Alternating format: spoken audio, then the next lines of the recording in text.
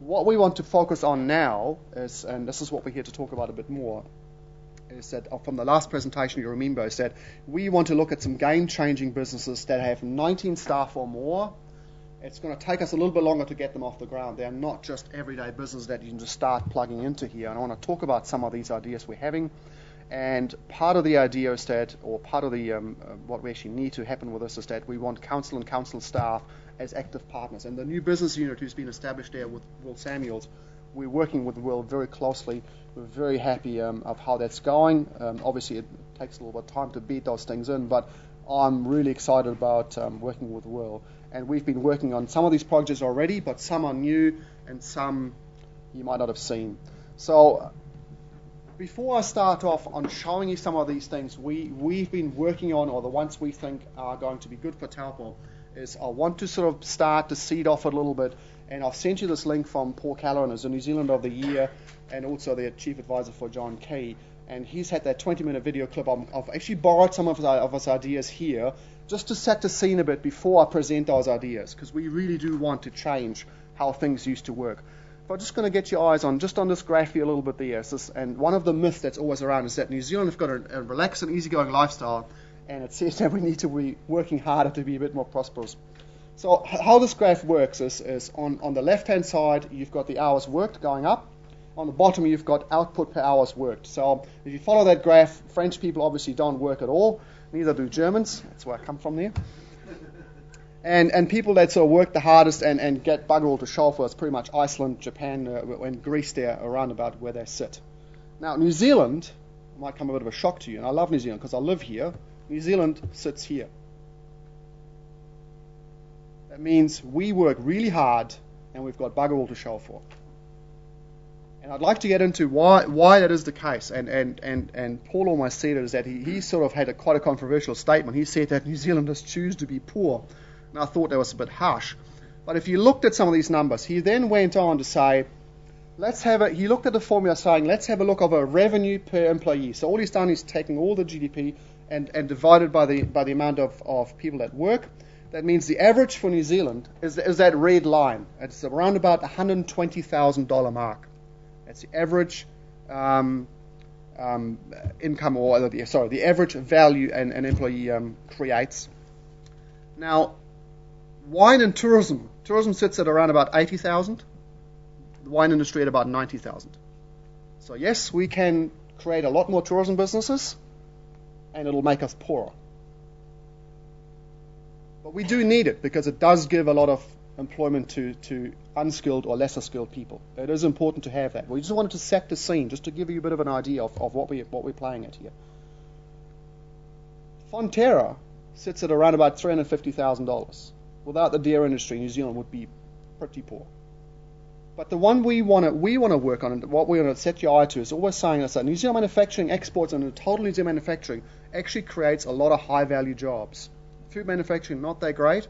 But the other one too, and we're going to talk about that in a minute as well, is Fisher & Paykel Healthcare. Not many people know about these companies. They pretty much are the world, they dominate the world market in aged care respirators. That's what they do. No one knows much about that. They're sort of industries that people go, well, we should be in clean tech, we should be in smart foods, but we're just good at what we're good at. So there's two lines of thought we're going to follow on now. One is some ideas we're going to bring up with, and then Sue's got a small presentation after that of the two-pronged approach we want to take. So keeping this in mind, here's the ideas that we've come up with, ideas, and we're working with industry, we're talking to them, and here's the things that we want to push, and here's 6 items that we want to present to you today that we want to work with. And the first one is a geothermal assisted manufacturing. That our unique point of difference here in Taupo, really, in the Taupo region, is that we have a lot of geothermal heat that we can mine, and we've been talking to Contact and Mighty River Power. There's been discussions carrying on that we either want to create a park or a region or an area that we can use that heat to produce and manufacture things. And here's just a list on the right-hand side. It's not a very clear graphic. It's kind of hard to read, but I can give you better ones. But there's everything under the sun in there, from lumber drying to aquaculture. Aquaculture is actually on the lowest step of the rank to use this heat to produce something else with it. There's food dyeing, there's food drying, there's textile drying.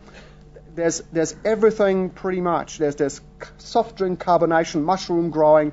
There's things here that we have a real advantage that we're not exploiting, because we can use the geothermal heat to drive these businesses and these manufacturing units to produce things that can have a clean green label for starters, and also have a lower cost base than if you had to use electricity anywhere else in this country to produce these things. So rather than stealing business and industries from other regions, we would actually create something that possibly isn't here now that we can do very, very well. That's something we really, really want to concentrate on, because if you use steam for electricity generation, it's about 16% efficient. If you use it for direct heat, it's about 95% efficient. And there's lots of excess heat that comes off the cascading one after it's been used for electricity generation, or direct out of the ground where it hasn't got enough heat to drive a turbine, but you can certainly grow mushrooms and dry everything under the sun. The second one we're working on with is added value forestry. We see all the logging trucks going out of here and just going to the port, and there's just mountains of logs lining there. That just doesn't make any sense. So that's something we want to work on, and we've got a project right now undergo that we're working with industry on. The third one, geothermally heated horticulture park, where we're also talking to contact, and they're possibly looking at an area to set aside where this might be able to happen on a grander scale. And then agriculture, obviously important for us, dairy, and here's an example of how that's already done. Maraka, which is Turapaki, just 20 kilometers out this way, has already done it. This is not new, this is not unproven technology. People are already going about their business using exactly what we're proposing. It's not new. Aquaculture, there's something we believe has got a great future for Taupo. This is freshwater aquaculture. There's everything from eels to kura. There's already a kura farm set up in Kakura that's already using it on a smaller scale. But if you combine that with the heat that we can use here, it would speed things up no end. Niwa's done quite a big study on eel farming, and they say that you can shave significant amount of time by using heated water instead of just a natural environment. You're saying, well, this is never going to happen. This isn't going to work. It already is happening. If you look at the picture on the right there, that's the prawn park. They're already producing freshwater prawns there right now with geothermally heated assisted water, and they've got quite a thriving business down there. In fact, Richard Klein, who's the owner, can only produce enough prawns to feed his own restaurant. So it's already being done in this region. All it needs is just some people now to just combine them with some more investors and just make it bigger. Then another one that we've looked at quite closely is actually logistics. We're actually, like in the heart of the North Island, the freight road is about to travel in the next 8 years, and it's going to be housed somewhere, it's going to be parked somewhere, it's going to be distributed from somewhere, and we believe with Taupo, the location it's got, and some land that we have here, we've done some preliminary work looking into some areas here that are possible. We believe there's a real possibility to get a logistics hub working either with some of the ports to, rather than bring the container into Tauranga, then ship them to Auckland, then distribute them around in Auckland, and then bring them back down to here. There's already some business like Sangyong that's already started it up, that's significantly saving some money, having a distribution or logistics centre down here in Taupo rather than in Auckland. So we believe this has got some merit, and those houses are high-value labour. Gone are the days when a guy walked around with a shirt and a bit of a little wagon, put things around. These are all computerized, and we'll need some skilled labour to make those work. And last but not least, obviously tourism is important to us, even though it does not produce high-value outcomes. It is important. It produces around about 11% of the region's GDP, and it employs about 30% of the region's people. So it is a large employer, especially of lesser skilled people. And it is important that we further this. We definitely are working with a few tourism companies that have knocked on our door.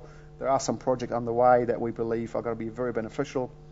And we certainly have not forgotten about tourism, which includes events. So taking this on from there, this is a list of things that we believe has got the greatest potential for this region. This is something that, looking forward, this is something we want to work on and spend more time on. This is sort of our blueprint where we're starting off and talking to industry groups about it. Now, from a second point, though, I think this is so going to get Sue to come up and talk about this part here. Like, this is the areas we identified we want to work with, but we've also had another group that we talked about earlier where we're saying, well, some of the things in New Zealand that make good money aren't necessarily things you think about. And they've been brought up by people, and it's all about people that'll make that work. And I'll pass on to Sue to talk about this. How do I make this work?